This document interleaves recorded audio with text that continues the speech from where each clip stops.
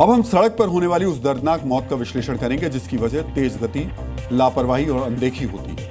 आज हम सड़क दुर्घटना कम करने का एक आदर्श मॉडल भी बताएंगे, क्योंकि हिंदुस्तान में अकाल मृत्यु की एक बहुत बड़ी वजह रोड एक्सीडेंट है। कई बार खुद की लापरवाही से हादसा होता है तो कई बार दूसरों की गलती से लोगों की जान चली जाती है। देश में हर 1 मिनट में 3 लोगों की मौत रोड एक्सीडेंट में हो जाती है।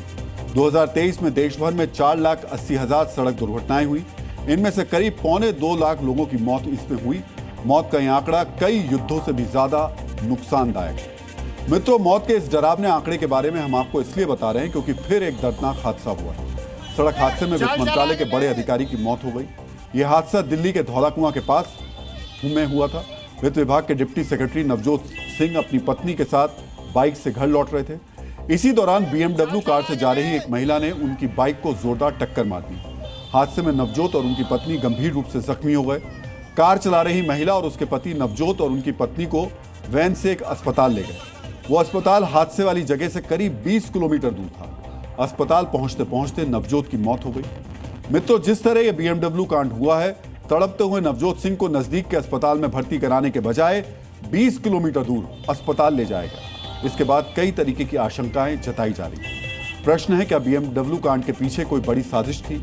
क्या सबूत नष्ट करने के लिए वित्त मंत्रालय के घायल अधिकारी को खुद आरोपी दूर के अस्पताल में ले गए? प्रश्न इसलिए महत्वपूर्ण है क्योंकि हादसे के बाद नवजोत सिंह के लिए एक एक मिनट बहुमूल्य था।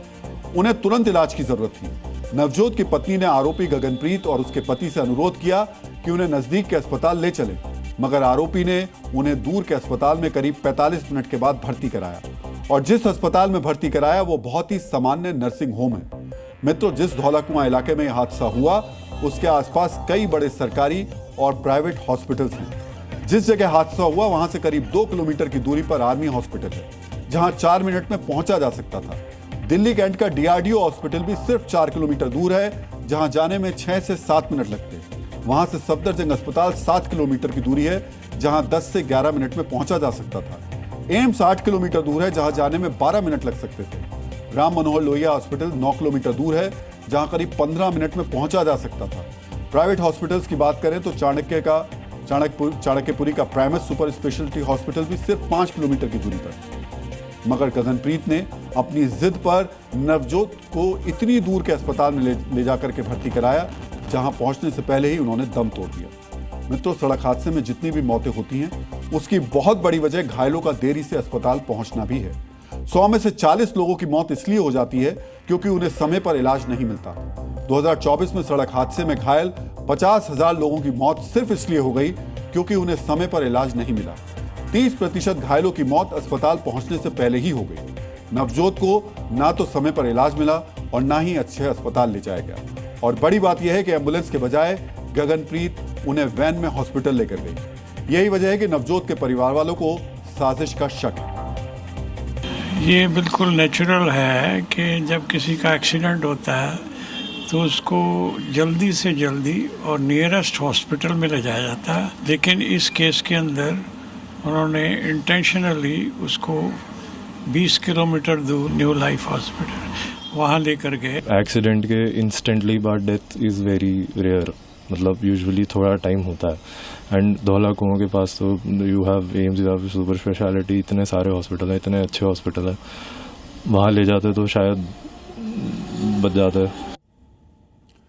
मित्रों, नवजोत सिंह और उनकी पत्नी को गगनप्रीत ने एम्स, सफदरजंग या आर्मी हॉस्पिटल ना ले जाकर 20 किलोमीटर दूर एक सामान्य हॉस्पिटल में जाकर के भर्ती क्यों कराया? इसके बारे में भी आपको पता होना चाहिए। नवजोत को GTB नगर के जिस न्यू लाइफ हॉस्पिटल में लेकर गगनप्रीत गई वो उसके पिता का है। गगनप्रीत के पिता न्यू लाइफ हॉस्पिटल में पार्टनर हैं, इसलिए शक है कि सबूत नष्ट करने के लिए इतनी दूर सुविधा विहीन अस्पताल में नवजोत को ले जाया गया। हो सकता है कि वहां पर पोस्टमार्टम रिपोर्ट और गगनप्रीत की रिपोर्ट को मैनेज करने का इरादा हो। पुलिस ने गगनप्रीत पर सबूतों से छेड़छाड़ की धाराएं भी लगाई। मेन सबूतों से छेड़छाड़ वाली चीज ये थी कि उनको जब एक्सीडेंट हुआ तो उस पॉइंट पे पुलिस को इन्फॉर्म करना चाहिए था और नियर बाय जो लोकेशन थी उसके हॉस्पिटल्स पे ले जाना चाहिए था। तो इट अपीयर्स प्राइमा फेसी कि ऐसा कुछ हुआ है, जिसकी वजह से उन्होंने वहां जाके उनको एक 20 किलोमीटर दूर हॉस्पिटल में एडमिट कराया। तो उस चीज को सबको तफ्तीश करने के लिए, उसको जानकारी में लाने के लिए उस सेक्शन को ऐड करा गया। मित्रों, गगनप्रीत और उनके पति परीक्षित दोनों गुरुग्राम में रहते हैं।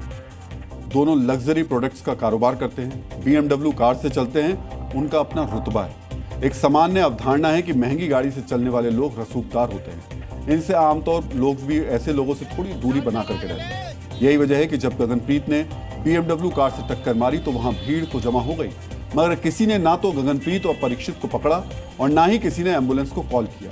किसी ने नवजोत सिंह को पहचाना नहीं कि वो बड़े अधिकारी हैं। परीक्षित और गगनप्रीत को भी लगा कि नवजोत एक सामान्य आदमी है। यही वजह है कि उन्होंने खुद टैक्सी बुलाई और उन्हें अस्पताल में ले जाकर ले गए, जो गगनप्रीत के पिता का। पुलिस ने गगनप्रीत को उसी अस्पताल से गिरफ्तार किया। गगनप्रीत को गिरफ्तार तो कर लिया गया, मगर ऐसे मामलों में सजा मिलने की संभावना कितनी होती है, अब ये भी जान लीजिए। मित्रों, जितने सड़क हादसे होते हैं उसमें सिर्फ 60% मामलों में FIR दर्ज हो पाती है। जितनी FIR दर्ज होती है उनमें 100 में से 99 आरोपी बाइज्जत बरी हो जाते हैं। सिर्फ 0.49% मामलों में ही सजा मिलती है, बाकी कानून से बच करके निकल जाते हैं। इसी दिल्ली में 26 साल पहले भी BMW कांड हुआ था, जब संजीव नंदा नाम के रसूखदार लड़के ने 6 लोगों को कुचलकर मार डाला था। 6 लोगों की हत्या करने के बाद भी संजीव नंदा सिर्फ 2 साल जेल में रहा और 50 लाख रुपए का जुर्माना चुकाकर निकल गया। यही कारण है कि सड़क पर चलते हुए लोग बेखौफ और बेफिक्र रहते हैं। 2021 में विश्व बैंक ने एक रिपोर्ट जारी की थी, जिसके मुताबिक भारत में दुनिया का सिर्फ 1% वाहन है, मगर दुर्घटनाओं में जितनी मौतें होती हैं उनमें से 11% मौतें सिर्फ भारत में होती हैं। ये एक बड़ा आंकड़ा है, इसे कम करने की जरूरत है और दुनिया के कुछ देशों में ऐसा किया भी गया है। उसी में से एक देश है नॉर्वे। पहले नॉर्वे यूरोप के सर्वाधिक सड़क दुर्घटनाओं वाले देशों में से एक था। वहां की सरकार ने 30 साल का प्लान तैयार किया और उस पर सख्ती से काम करना शुरू किया। पहले तो ड्राइविंग लाइसेंस के नियम ही सख्त कर दिए गए, थ्योरी परीक्षा मुश्किल कर दी गई, प्रैक्टिकल परीक्षा के पहले 8 अन्य कोर्स अनिवार्य किए गए, जिसे पास करने में लोगों को करीब करीब 2 साल लग जाते हैं। सड़कों पर गति सीमा सीधे 20% घटा दी गई, मतलब 60 किलोमीटर प्रति घंटे की रफ्तार से ज्यादा तेज चलाने पर मोटा फाइन लगाया गया। सड़क के बीच और दोनों तरफ मार्किंग बढ़ाई गई। सड़क के मोड़ पर बड़े शीशे लगे, जिससे दूसरी तरफ से आती गाड़ियां दिखाई दी। हर तीसरे महीने बैठक शुरू हुई कि कितनी दुर्घटनाएं हुई और मुख्य कारण क्या था। फिर गाड़ियों के हर तीसरे वर्ष सर्टिफिकेट देने की परंपरा शुरू हुई कि वो सड़क पर चलने लायक हैं या नहीं। सामने और पीछे के लाइट, इंजन, टायर, ब्रेक सब चेक करके ही सर्टिफिकेट्स दिए जाते थे। इसका नतीजा ये हुआ कि 1999 तक नॉर्वे में हर साल 350 से ज्यादा मौतें होती थी, मगर अब वो 50 के करीब आ चुकी है। हादसों और मौत की संख्या शून्य करने में 5 वर्ष का समय और बचा है और वहां की सरकार इस पर तेजी से काम कर रही है। भारत में जब सालाना 2.25 लाख से ज्यादा लोग सड़क हादसे में जान गंवा रहे हैं, तो नॉर्वे जैसे देशों से सीखने की जरूरत है, ताकि सड़क हादसों पर कंट्रोल किया जा सके। Zee News.